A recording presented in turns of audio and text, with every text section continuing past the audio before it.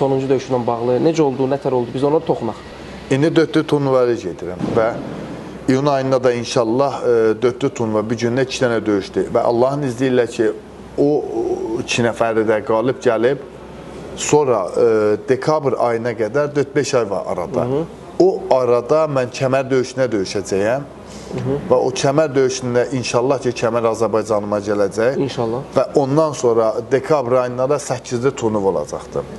Və yenə bir gündə 3 döyüş keçibdik. Dekabr ayında nəzərə tutulub. Bunu nə deyim ki, bəzilər də məsələn elə fikirləşər ki, mən uduzuram necə, narahat olurlar. Amma qardaşlar, həqiqətən öz əlimdə deyil.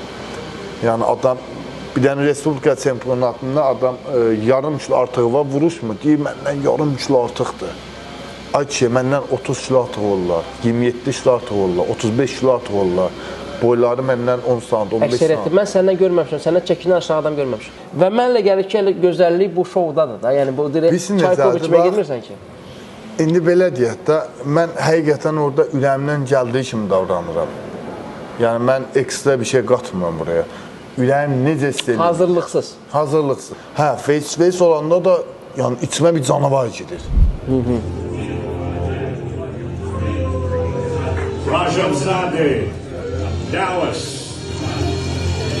One of the 2 last fights of the night tomorrow night. Azerbaycan aslanı!